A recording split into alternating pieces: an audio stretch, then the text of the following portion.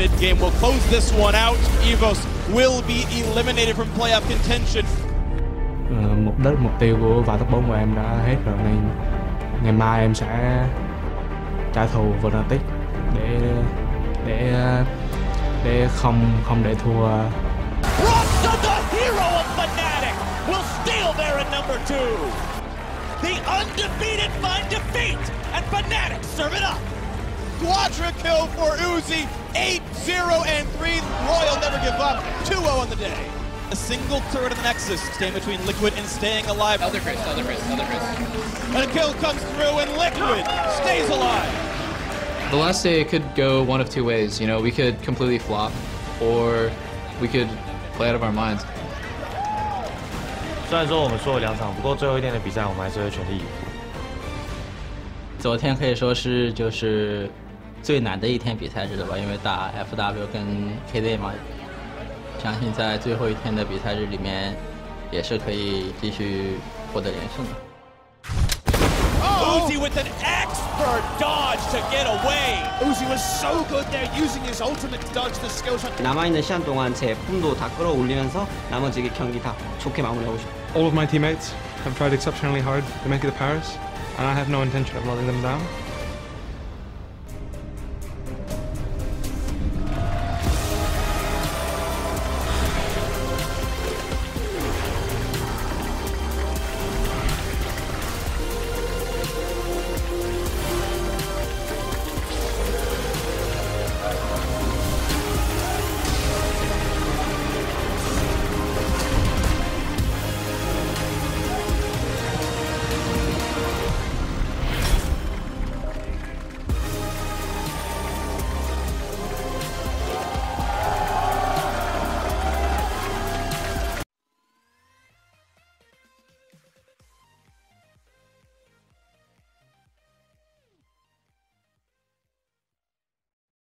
The Flash Wolves have been finding core tenets of their victories, the pushing bot lane and the early movements we saw from them against Kingzone were a highlight earlier today.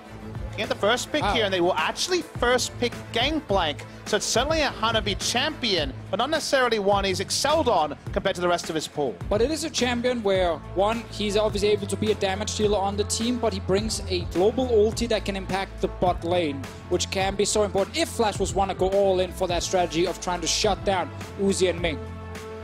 Speaking of trying to shut down Uzi, well, here's a karma for the LPL once again.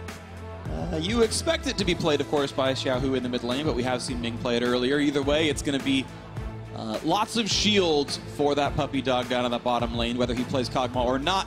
That is how you refer to Uzi here. Israel is also here. Last time we had Israel and Kaiser banned on blue side, and then Kog'Maw becomes their priority pick for him, but Israel has just been fantastic this tournament. They get a flex pick that they've already shown they can flex, and one that is core 10 of their victories, and also this champion that does so well in lane and has the earlier power spikes as well. So a very fearsome draft on the red side, may in fact be the entire duo lane. As for Flash Wolves, how will they start to make things happen? They just blind pick both their solo lanes in the first round. And I wonder if Flash Wolves play the same kind of comp they did just an hour or so ago with 4 squishies and a split pusher, because that did work against Kingzone without a tank at all in the lineup, a thing that we see so rarely, requires you to get ahead, and they're saying with Graves maybe we can do that. We also know that with Betty happy to play Ashe, even if Varus is banned, he's happy to tank some more bans through the second phase. Yeah, that's enough AD carries for him. I want to see if MLXG grabs Lee Sin, like he did the last time someone actually grabbed the blind Graves against him. Obviously, we saw earlier today Kingzone, when they saw the situation, they took a Zac, which did not work. He got invaded. Jungle horribly. Exactly. That should not be the pick for MLXG. I think he needs something where he can actually duel the Graves a little bit and defend. And that scenario is not already written in stone either, because they could have taken the Karma mid lane and had priority. It seems like they're going to take a page from the Team Liquid playbook, the first ones that they showed. The Malzahar jumps onto the Rift again. Very good champion for turning onto a Graves if he goes for an optimistic steal on a jungle camp.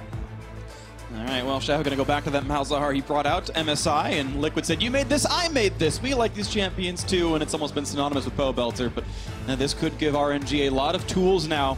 Zoe does not innately have good ways of outplaying a Malzahar. Also looking at these bans here, Freak, you already had the Varus, Kog'Maw being one of the other ones. We get the Lee Sin here. Soraka was so good first day, and then she just completely disappeared. And it's several globals now for Flash Wolves. Gangplank and Soraka, both from 6 onwards, can affect any fight anywhere on the map. And we'll see if a split push ends up being a really big deal because of that. Gotta say, it plays into the Ornn once again because of the ability to actually get to the back line with some CC threat. We'll see what the decision will be here. On paper, a self-counter pick, but you can potentially get the all-in lane, whether you go for the Grasp or into the Unsealed Spellbook Ignite.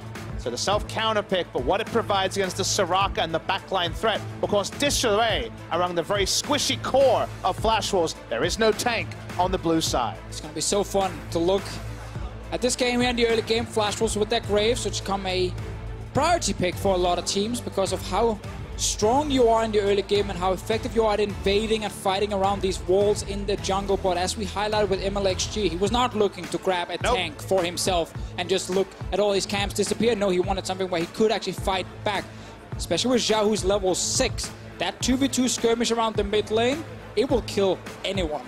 It absolutely will. There is no big health bar on the side of Flash Wolves at all. A bit of time bought maybe from Soraka if she's in range for the W, if not just the Wish. But still so many prime targets and a lot of good crowd control on RNG's side. This game is going to be volatile. You pick a squishy team, you've got to get ahead, and if you do, it looks great. But if you get behind, nothing can withstand the hard engage. And we know these teams are number 1 and 2 out of... Yeah, you got to think so fast here, Sword Art. Okay, they're going for the all-in, block all the different skill shots. Speaking of all-ins, He's gonna have to work this one. A huge knockup! He's all in for this one, and now that's gonna be pushed away. Now a double slow onto the bot side. Betty is quite low, and they don't find the turret aggro. A double kill on the bot side. MLXG after Uzi gets one. Execution on top side so difficult because Graves can't do damage reliably if Let Me Stand. So far into this, now looking for Mujin the flash. They've got the open. They've got all of the damage they could possibly need. MLXG getting the kill on this, and he's here to make sure Uzi says, I might want that red buff. Fighting the top side as Let Me pushes back Hanabi as well. Talked about this in Champ Select, when you have level 6 from your Malzahar with the ulti, and then you add in a Chamberlain. Getting rid of the barrel. Like, will he go for the slow? Yes, but now right in front of Graves. Underneath the turret, 2 versus 3. They've got the burst damage. They should be able to take him out, and he oversteps himself. But Maple will not find the Drowsy. That bubble will not get his target. Well, not anything more to pick up. At least one sighting of MLXD before this game is over. Went for the super aggressive dive at 9 minutes into the game with multiple people off the map and not showing. That one was that's when you're confident in your lead. Uzi and Ming sadly could not really help him once everyone ended up showing up from Flash Wolves' side, but that is the first kill for them. They are very far away from getting anything else on the bottom side, and most importantly for RNG, who is still farming, he's going to hit 100 CS very soon. Yeah, this wave is going to be it. Nope, just kidding. He's going to back off, so get that later on in the game, but we can watch this dive again, and MLXG, I want to see when he notices. I mean, Hanabi shows that he knows by starting to walk away earlier than ever. Teleport comes through from the mid laner, and yeah, that one was optimistic by MLXG. Oh, he flashed onto it. He's dead. He's so dead. He's gone. Mujin gets the kill. Did he just flash in place? Yeah. Yeah. Let's not dwell on it. That one is not worth it. But he got the arrow on cooldown. That's worth it, right, Deficio? Yeah, sure. Same cooldown, of course. Rift L getting started, guys. Focus on the game. That's important. But these are the picks that actually held it. So he's able to actually walk away, and now Soraka is here. MLXG pops the ult to get away. And now Xiao Hu's here. He's going to find Sword Art. That could be easy to kill them first. They're going for the front line. And can they get the burst? Uzi's here. Not just yet. Uzi joins in from the backside. There's one kill picked up, but a Drowsy champion could be a kill. They can't find the autos, though, as 2 kills now picked up. And Hanabi has nowhere to escape to. This Gangplank is certain to die. Into the depths you go, getting revenge for everything he tried to gank earlier on. Buying a lot of time, finally does go down. Uzi making that one happen. 6-2 now on the scoreboard. Nothing lost by RNG. Yeah, no risk from RNG. They can walk up as Maple tries to make an escape here very easily because Uzi has the teleport. They'll always outnumber, and all Ash is getting is a bit of free time farming on the top side of the map. Well, that happened. Petty was sitting top lane, but he doesn't even get to fully push in the wave before he needs to recall, knowing that Let Me can just show up towards the lane. So RNG, they started the fight. He can instantly collapse himself and go for that farm. So we go. And they're going to collapse onto the mid lane. There's the knock-up. The kill comes in. MLXG grabs it for 300 gold. Betty low on health and Sword Art a brush from death as well. 6,000 gold ahead. Rolling up, staying in the mid lane for a little bit longer, grabbing that farm. They have control of the side of the map. Top lane, there's a wave on the turret as well. They're going to wait for the next wave mid and go for this turret here. They have control over everything, and they have such a good composition to keep forcing fights. Let me get the Ornn again, and he can start the engages here. Xiaohu comes in from the flank, times it with the Ornn ulti, and then there's nothing you can do as flash rolls because you're just locked in place. Nice try by Maple, only tags a minion here. Looking for a little bit of burst, but Uzi answered that back, so he gets back and building toward a couple of defensive spots, but it's a broad sail build for him. Just pieces of equipment. Randuin's Omen already done for MLXG. He will withstand damage easily. They're going to find that stun once again. Ming walks in to tank it. He's the greatest support. Uzi could have flashed it, but Ming decides to die. This time we come.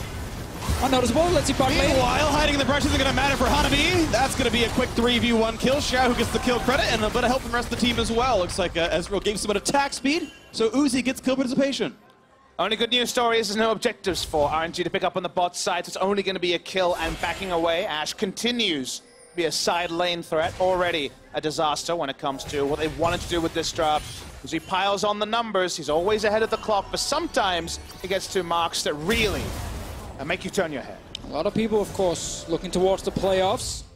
Always highlight games of snowball tankiness rather than the snowball damage we usually respect. Oh, they're not doing anything. There we go. Suppressed, QSS on, gets silenced again though, and the flash to chase forward, the slows are in. Nothing Swordart could do in time. Great kill picked up. Good vision control. Papa Smithy, they will grab a top lane turret. Easily, no map controls. Uzi does have the QSS now, he's turning. Does it immediately, they've got a lot of crowd control. Mujin not quite knocked up, ready to buy some time. Uzi in the front line, but he gets attacked for it, then a half HP has to run away, also with the cannon barrage. Turret's gonna fall though, but this could still be a precarious dive. Not a lot of places to go. Oh, and an Uzi ult. Oh, they're gonna look for the re-engage. Knockup only finds a single one, but is there a follow through from Xiaohu? Gets the silence, he's gonna go for the ulti, flashes in, and he tries to bait the QSS. Doesn't get that one to happen, but a flash out from Maple. Now looking for the next one. Mujin running out of help, jumps over the wall. Uzi still in the chase, jumps right in. He's going to try to find that kill, but Wish buys some time. And they might get one drowsy, not just yet. They've got Swordart, the barrier pop, and the kill comes through. And the back lane going to fall. That's Graves. And everyone else just kind of dropping and running away. Gangplank was the one to actually die. Mujin still stuck on the wrong side of this fight, though. As when he jumps the wall. Only two will die, but Baron dead means there's so much more for RNG to push. The wave's already here for bot lane. And RNG gallop from all their labor now at MSI. Of course, we'll see more from the labor of both these teams here. Flash Wolves will almost inevitably be the #2 seed heading into the knockout stage, the semifinals here at MSI 2018. World Never Give Up with this fight might claim that #1 stage. They've evaporated one. They're going to look for the second. They've got that a double for Uzi, looking for #3. He's going to find it. Can he get more? As the rest of the team is forced to run out of, he gets rid of some of the minions, but just runs away from his base. Now Maple has an extra flash to burn to get away. The knockup not going to land. It'll let me. And the kill time is going to time out anyway, but they might just get that fourth one anyway. He does. The unofficial Quadra is in. And Gangplank will just run and hide. Nothing to defend. Royal Never Give Up make the run through the back half of the group stage. They will claim the #1 seed, crushing Flash Wolves under their heel. And they will have their choice of semifinal opponent. And it was pure domination from RNG in this game. They win the bot lane. We have in the mid lane, the Malzahar pick's been huge also for Xiaohu. Great start from him to go with MLXG on that Xin Zhao. So it's just a good pick and ban phase, but even better execution in-game from RNG. And I'm not looking to get into greater than chains, but I just think about 2 games between Flash Wolves and Kingzone, and 2 games between Flash Wolves and RNG, where they've been dominated in their last 2 games from very early in the piece. Meanwhile, Flash Wolves have had the tools to make Kingzone look ordinary themselves. Yeah, that's really the biggest thing here for RNG. Now they can pick who they get to face, and if we're looking at the teams in playoffs, we know it's Kingzone, we know it's Flash Wolves, and then it's either Team Liquid or Fnatic. If you're RNG, you're most likely looking towards one of those